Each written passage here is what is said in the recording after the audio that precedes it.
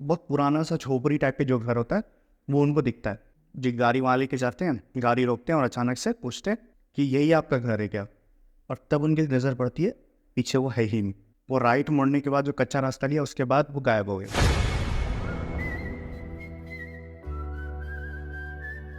अभी जो मैं तेरे को स्टोरी सुनाने वाला हूँ, ये जब मैंने सुनी ना, मेरा हालत ख़राब हो गया था। रात में जो ट्रैवल करते हैं ना नॉर्मली लोग, चलते हैं कहीं भी चल जाएंगे, जगह पता हो नहीं पता हो, ये कहानी उनमें से किसी एक की है। ये कहानी है सुरेश की। पटना में एक पुल है, बहुत लंबा सा पुल है। सुरेश अपने एक दोस्त के साथ कहीं से आ रहा था, तो उसे वो पुल क्रॉस करके ही जाना होता है। रात काफ़ी ज़्यादा हो गई थी, अप्रॉक्स 1 से 2 बजे का समय होगा। उस समय वो अपनी गाड़ी लेके आए, तो नॉर्मली वहाँ बिल्कुल इस टाइम पे भीड़ नहीं होती क्योंकि इतनी देर तक सिटी जगता नहीं है, बहुत जल्दी सब चले जाते हैं, तो ट्रैफिक नहीं है। बहुत रेयर में कोई गाड़ी दिख गई, कोई ट्रक दिख गया तो दिख गया, नहीं तो नॉर्मल नहीं दिखता है वहाँ पे। जब ये एकदम पुल के बीच में पहुँचे, जब इनकी गाड़ी, तो अचानक इनका नज़र पड़ता है कि पुल के लेफ्ट साइड में एक लेडी है जो पुल से जंप करने वाली है। ये लोग तुरंत गाड़ी को साइड में रोकते हैं, उतर के जाते हैं उसके पास भाग के। पहले तो बोलते रुको रुको, क्या कर रहे हो, सुसाइड करना सही नहीं होता, ये वो नहीं मानती है। वो खड़ी रहती है वहाँ पे कि मैं, मेरे पास मत आना, मैं कूद जाऊँगी। तो ये लोग बहुत ज़्यादा समझाने की, बात करने की कोशिश करते हैं, बहुत ज़्यादा कन्विंस करने की कोशिश करते हैं, वो नहीं मान रही होती है। सुरेश का दोस्त होता है, वो इस साइड से गाड़ी, अपनी गाड़ी के पीछे से जाता है और उसको पकड़ लेता है और पकड़ के उसको नीचे उतार लेता है। वो बहुत ज़्यादा चिल्लाती है, मारती है कि मुझे क्यों रोका, मुझे नहीं जीना है, मैंने बहुत गलत काम किया है और मुझे मर जाने दो। ये लोग समझाते हैं उसको, बोलते हैं कि आप बिल्कुल ये सब टेंशन मत लो, आप चलो हमारे साथ, आपको मैं छोड़ दूंगा आपके घर पे, आप मुझे बता दो आपका घर कहाँ है। तो पहले तो शांत रहती है, कुछ नहीं बोलती। ये लोग गाड़ी चलाना शुरू करते हैं, बोलते हैं आप आगे से बता देना मुझे कहाँ जाना है। कुछ दूर जाने के बाद मतलब इन लोग को राइट मुड़ना था, तो ये उनसे पूछता है कि हमें तो इस साइड जाना है, आप अगर आपका इधर घर है तो आप बता दो, नहीं तो हम दूसरी साइड जा सकते, कोई दिक्कत नहीं हमें। तो वहाँ बोलती है लेफ़्ट ले लो। वो लेफ़्ट लेते हैं। लेफ़्ट लेने के बाद कुछ आगे दूर जाने के बाद फिर से एक राइट कट आता है। तो वो जो लेफ़्ट जाने के बाद एक राइट कट जो था, ये थोड़ा जंगली एरिया है, दोनों साइड से पेड़ वगैरह लगे रहते हैं और अंदर जंगल भी दिखता है पूरा। तो वो फिर कुछ नहीं बोलती है, वो बस चुपचाप गाड़ी चला रहे होते हैं, कोई कॉन्वर्सेशन नहीं है, तीनों में से कोई कुछ नहीं बोल रहा है, बस ये चले जा रहे हैं। आगे जाते जाते जब होता है कि एक जंगल ख़त्म होता है, तो वहाँ वो बोलती है यहाँ पे रुक के, ये जो छोटा सा कच्चा रास्ता गया है, इस कच्चे रास्ते पे राइट ले लो, वहीं पे मेरा घर है। जैसे ही राइट लेते हैं और उसके घर के पास मतलब लाइट जलती है, तो बहुत पुराना सा झोपड़ी टाइप के जो घर होता है वो उनको दिखता है। तो ये लोग ऐसे जी गाड़ी वहाँ लेके जाते हैं, गाड़ी रोकते हैं और अचानक से पूछते हैं कि यही आपका घर है क्या? और तब उनकी नज़र पड़ती है पीछे वो है ही नहीं। वो राइट मुड़ने के बाद जो कच्चा रास्ता लिया उसके बाद वो गायब हो गया। दूसरा दोस्त इतना ज़्यादा पैनिक कर जाता है कि वो भागने लगता है वापस, कि कहाँ गई, क्या हो गई। लेकिन ये सोचता है कि नहीं, वो मतलब उतर गई, हो सकता है हमने गाड़ियाँ भी रोकी, वो उतर गई होगी। तो वो उसको रोकता है, अपने दोस्त को बोलता रुक जा, हो सकता है उतर गई। अरे बोलता भाई अगर उतरी होगी तो गाड़ी का खुलने का, बंद होने का कुछ तो आवाज़ आएगा, कुछ आवाज़ नहीं है। वो फ़ोन का टॉर्च लाइटर जलाते हैं, देखते हैं तो आसपास कोई नहीं होता है। बहुत ज़्यादा सुरेश अपना हिम्मत दिखाता है, सोचता है कि यार अगर इसका घर है, एक बार देख लेते हैं कि घर में कौन है, कोई अगर पेरेंट्स वगैरह हो तो इसको बता देते हैं कि ऐसा ऐसा सीन है, अब वो यहाँ तक हम लेके आए थे, अब वो पता नहीं कहाँ है। तो उसका दोस्त बोलता भाई तू जा, मैं पहले तो बोलता मैं गाड़ी में बैठूंगा, मैं गाड़ी वाड़ी लॉक कर दूंगा, तो जा अपना, मैं गाड़ी में बैठूंगा। गाड़ी का गेट खोलता अचानक बोलता नहीं भाई मैं गाड़ी में भी नहीं बैठूंगा, क्योंकि उसे याद आता है कि यहाँ पे वो बैठी हुई थी। अब कहाँ गई, क्या हुई, तो बोलता है सुन ऐसा कर, तू मुझे पकड़ ले, हम अंदर एक बार बस नॉक करके देख लेते हैं कोई है कि नहीं। जाते हैं, नॉक करते हैं, कोई नहीं होता है, देखते हैं गेट खुला है। ये गेट जैसे ही थोड़ा सा खोलते हैं तो मतलब होता है ना, बच्चों के चिल्लाने की आवाज़ आती है, कि बहुत बहुत ज़ोर से बच्चों के चिल्लाने की आवाज़ आती है। इनकी हालत ख़राब होती है, ये छोड़ते हैं, इनका फ़ोन वहाँ गिरा, वापस उठाया इन्होंने किसी तरह से, गाड़ी में बैठे, वहाँ पे जैसे ही रिवर्स मोड़ करके वापस उस रास्ते पे जा रहे थे, गाड़ी बंद, गाड़ी ऑन ही नहीं हो रही है। बहुत कोशिश कर रहे हैं, बहुत। अब वो सुरेश बोल रहा है धक्का लगाना पड़ेगा, ये उतर नहीं रहा है। तो बोल रहा भाई तू मतलब तू गाड़ी में बैठ, मैं धक्का लगाता हूँ, निकलना है। उसे गाड़ी ही चलाने नहीं आते। 5-10 मिनट बाद एक बार जब उन्होंने घुमाया तो गाड़ी स्टार्ट हो गई।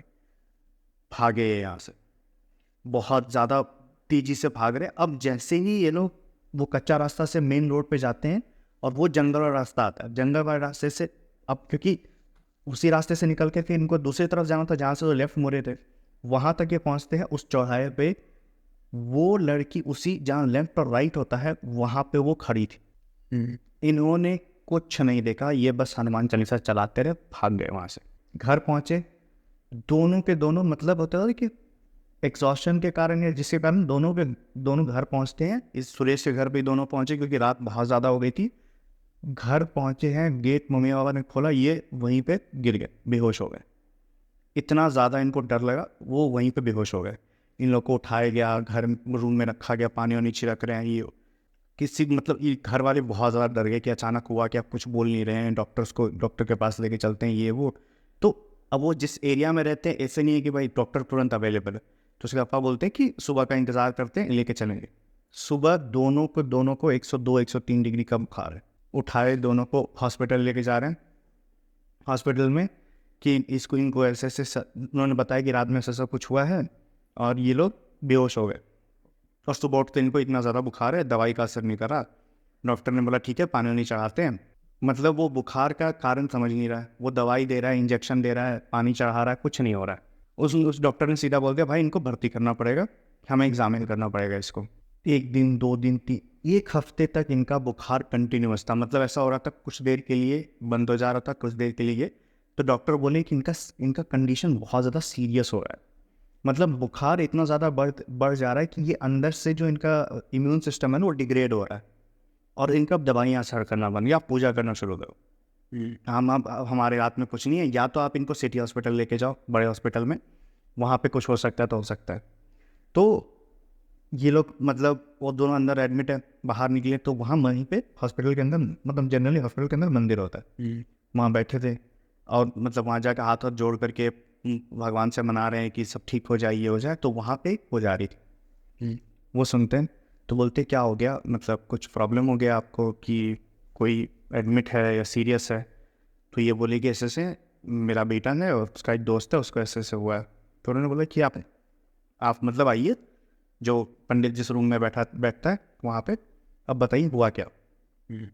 तो वो बोले कि ये सर सीन है, लगभग सुबह के 4 साढ़े 4 बज रहे होंगे, ये लोग आ रहे थे, इनको बहुत जल्दी आ जाना था। मतलब लगभग 2 बजे तक ये लोग आ जाते हैं।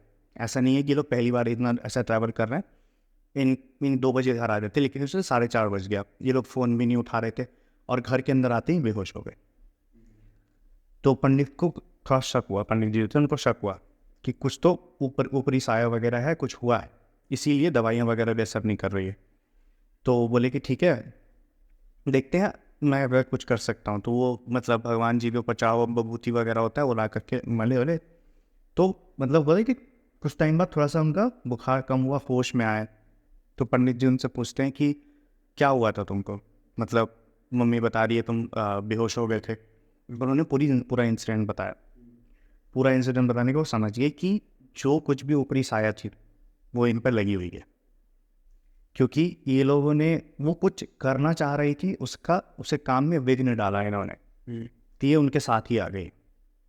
तो जब इन्होंने ये चीज़ सुनी तो काफ़ी बूढ़े थे, तो उनको याद आया कि ऐसा कुछ हुआ है पहले भी।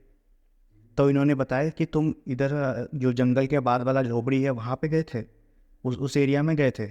तो बोलते हाँ, बोलते वहाँ पे बोर्ड लगाया, तुम्हें देखा नहीं है कि इधर एरिया में आना मना है। बोले हमें तो कोई बोर्ड नहीं दिखा। बोले वहाँ पे उस दिन में कोई जाना नहीं चाहता है, ठीक है, उस एरिया में, और तुम यहाँ मतलब रात को 2 बजे 1 बजे 2 बजे वहाँ गए। तो उन्होंने बताया कि ऐसे इंसिडेंट हम क्या कर सकते, हमें जैसा लगा कि ये सही है तो हम लोग उसी हिसाब से अपना गए। फिर उन्होंने बताया कि एक्चुअल में हुआ क्या था। एक्चुअल में जो वो लेडी थी जो दिखी थी, उसका हस्बैंड कहीं बाहर गया था और उसका एक्सीडेंट हो गया था। तो ये इतने वेल फैमिली से नहीं थे कि वो सर्वाइव कर पाती। उसके 2 बच्चे थे, क्योंकि कमाने वाला कोई था नहीं, घर में पैसा नहीं है। तो इन्होंने बोला कि इनकी ज़िंदगी बर्बाद हो जाएगी, तो इनको मान करके मैं भी मर जाऊंगी। उसके बाद जब ये जहर दे के मारा था, तो जब जहर खाने गई ना, इसके हिम्मत नहीं हुआ, ये मतलब टूट गई कि नहीं ऐसा नहीं हो सकता है। लेकिन उसके बाद से इसका इंसिडेंट शुरू हुआ कि इसको घर में इसके बच्चे दिखने लगे। जो बोलते थे कि मम्मी ने मेरे साथ ऐसा क्यों किया, आपने हमारे साथ ऐसा क्यों किया, क्यों मारा हमें। और वो इतना ज़्यादा मेंटल ट्रॉमा उसका हुआ कि वो निकली एक दिन रात के टाइम पे, और वो जो ब्रिज है जिस पे वो दिख रही है, उसी ब्रिज से कूद के उसने सुसाइड कर लिया। अब सुसाइड करने के बाद भी वो अपने घर नहीं जा पा रही है, ठीक है, क्योंकि उसके बच्चे उसे घर आने नहीं देते। वो जो एक रेज होता है पेरेंट्स के अंदर, उस रेज के कारण, इसलिए ये घर तक तो पहुंचती है, घर के अंदर नहीं जा पाती है। और लोगों को ये बार बार उसी टाइम पे, एक पर्टिकुलर समय या फिर वो दिन होता है जिस दिन इसने ऐसा किया था, उस दिन वो दिखती है, और जो भी इसको रोकता है टोकता है तो उसके साथ चली आती है। और ये सोच के आती है कि शायद इनके साथ अगर मैं जाऊं अपने घर तो मैं जा पाऊंगी अंदर। लेकिन जैसे ही घर के पास पहुंचती है, इसका हिम्मत टूट जाता है, इसका डर आ जाता है इसके अंदर कि अंदर मेरे बच्चे हैं, वो मेरे से सवाल करेंगे तो मैं क्या करूंगी। तो ये वहाँ से वापस चली आती है, वापस उससे ब्रिज पे भटकने लगती है उस दिन के लिए।